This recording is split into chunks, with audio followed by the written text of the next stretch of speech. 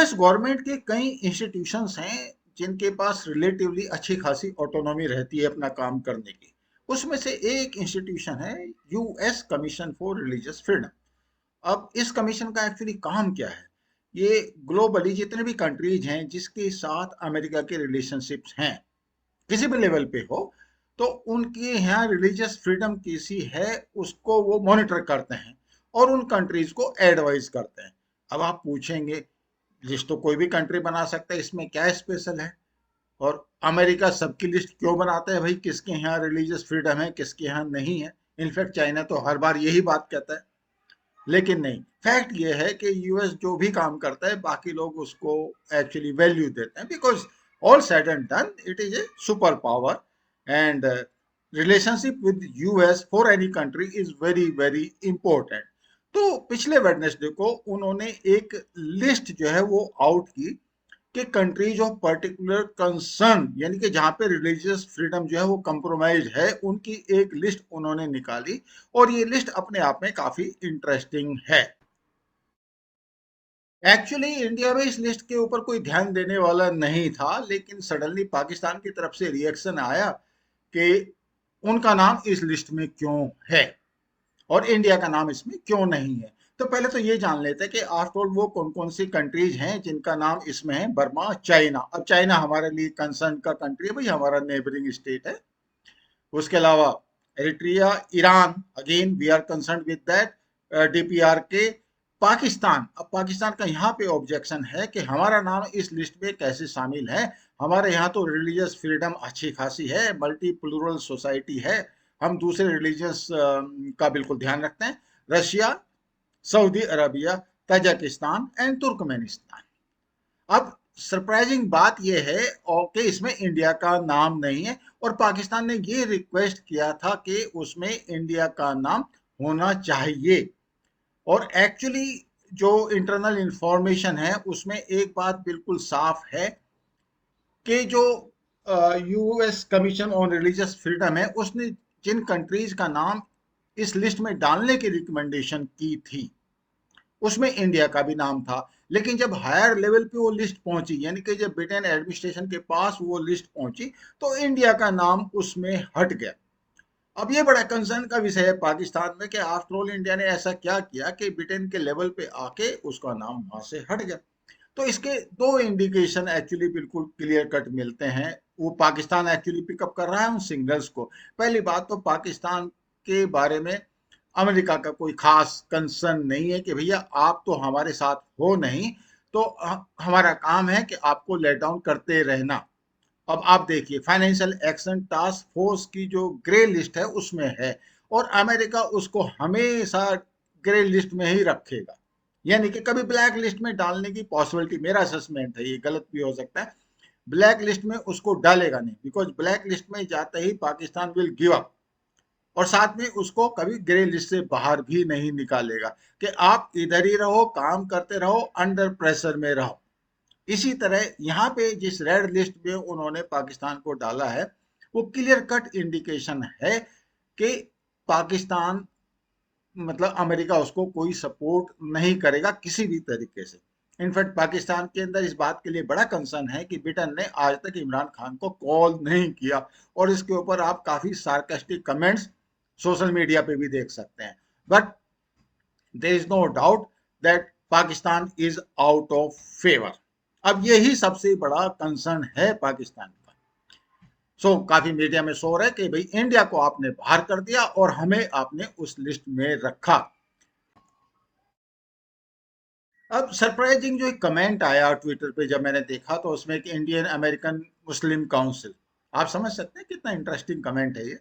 They strongly condemn the decision of Anthony Blinken, because ये जो list आती है ये सेक्रेटरी ऑफ स्टेट की तरफ से आती है, and for not designating India as country of particular concern as recommended by US commission for international religious freedom. आप समझ सकते हैं कि जो इंडियन मुस्लिम्स अमेरिका में रह रहे हैं वो भी चाहते हैं कि इंडिया का नाम इस लिस्ट में होना चाहिए, मगर अनफॉर्चुनेटली ऐसा नहीं हुआ। ये तो बिल्कुल क्लियर है। अब आप देखें पाकिस्तान का नाम आफ्टर ऑल इस लिस्ट में क्यों आया। पॉलिटिकल रीजंस हो सकते हैं। इमरान खान में be out of favour, in fact he is out of favour with everybody. उसमें आप खाली यू नो एंथोनी ब्लिंकन को या बिडेन को ही ब्लेम नहीं कर सकते। अब ये मैं आपको एक डॉन की न्यूज आपको दिखाता हूं मैं। This article is written by Huma Yousuf, who is a Pakistani human right activist. तो इन्होंने जो डाटा निकाले हैं, और ये 18 अक्टूबर 2021 का, मतलब अभी का है ये। 1000 गर्ल्स जो रिलीजियस माइनॉरिटीज की जो हिंदूज हैं, they are force to convert every year. ये डॉन का, मैंने आपको लिंक भी दिया हुआ है, डॉन की ये न्यूज है। इसके बावजूद भी अगर कोई ये कहता है कि पाकिस्तान के अंदर रिलीजियस फ्रीडम है, तो आप उसको कैसे ब्लेम कर सकते हैं?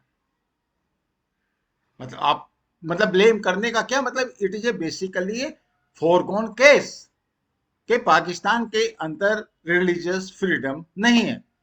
और पाकिस्तान का जो फॉरेन मिनिस्ट्री का जो स्पोक्स पर्सन है, दैट इज आसिम इफ्तिकार अहमद, उसने कहा कि जो अमेरिका ने लिस्ट निकाली है ये आर्बिट्रेरी है, इसका कोई औचित्य नहीं है, ग्राउंड सिचुएशन तो बिल्कुल ही उसके अगेंस्ट में है। आप समझ सकते हैं कि काफी हद तक, मतलब एक तरह से आप कह सकते हैं कि बेशर्मी है as far as Pakistan is concern. कि ठीक है भाई, आपने एक लिस्ट में आपने फाइनेंशियल एक्शन टास्क फोर्स की लिस्ट में आपने डाला हुआ है, अब इस रेड लिस्ट में भी डाल दीजिए। हम तो इन एनी केस काफी हद तक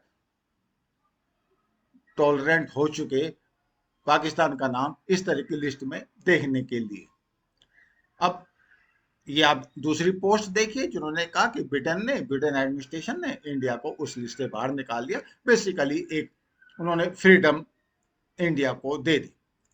अब देखिए रेडियो पाकिस्तान का ये special representative to the prime minister religious harmony Tahir Mahmood Ashraf, उसने भी कहा कि भैया इस उसमें कोई दम नहीं है, तो आपने हमारा जो नाम डाल दिया, हम बेसिकली आपका एक बैच डिसीजन है, so we are not bothered about it.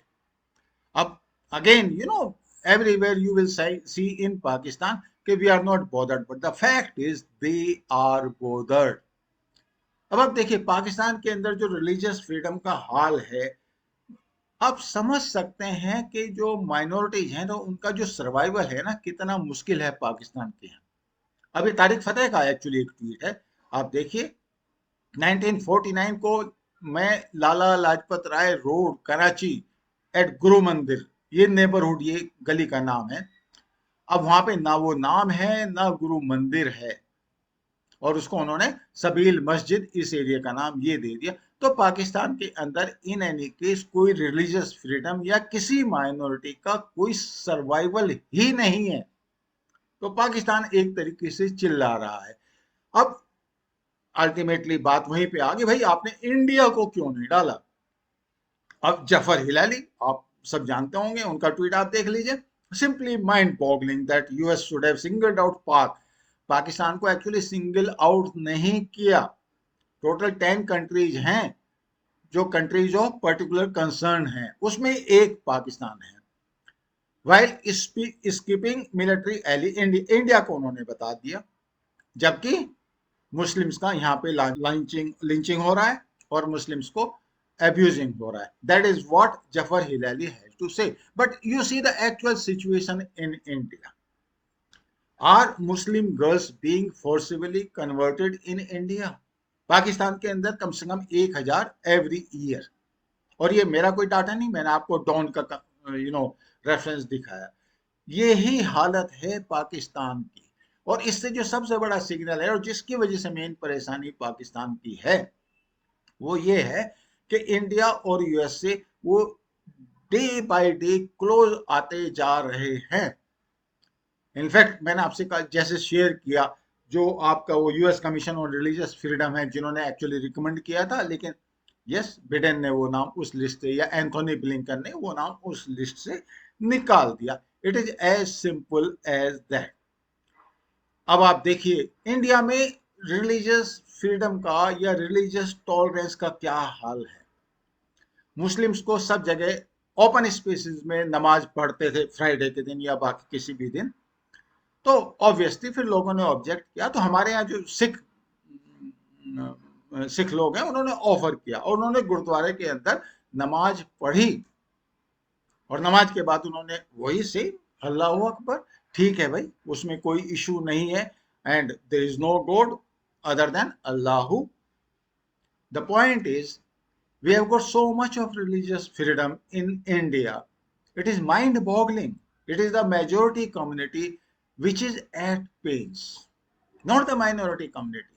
और ये ही पाकिस्तान का मेन कंसर्न है, चाहे वो क्रिकेट ले लीजिए, चाहे आप नमाज पढ़ना ले लीजिए, चाहे आप कन्वर्जेंस ले लीजिए, हर जगह आपको इंडियन मुस्लिम्स के बारे में पाकिस्तान के कमेंट जरूर मिलेंगे, because they want to show it off कि they have got a plural society and lot of religious freedom. खास बात यह है कि अमेरिका ने उसका वो ब्लफ अब पकड़ लिया। No more bluffing, no more bluffing as far as Pakistan is concern, और वो ही पाकिस्तान का मेन कंसर्न है। इससे एक चीज बिल्कुल साफ प्रूव होती है, अमेरिका का क्या सिनेरियो है, फॉरेन पॉलिसी किस डायरेक्शन में जाती है। जो भी उनके स्ट्रेटेजिक एलाइज हैं वो उनको सपोर्ट करते हैं, sometimes going out of the way as well, and this is very very important, and this particular list shows that Pakistan is definitely out of favor. Pakistan FATF की भी ग्रे लिस्ट में है और यहाँ पे भी रेड लिस्ट में आ गया, तो ऑब्वियसली जो इंटरनेशनल स्टॉक है पाकिस्तान का वो बहुत डाउन है, और यही पाकिस्तान की मेन प्रॉब्लम है। Thank you so much, thank you for watching.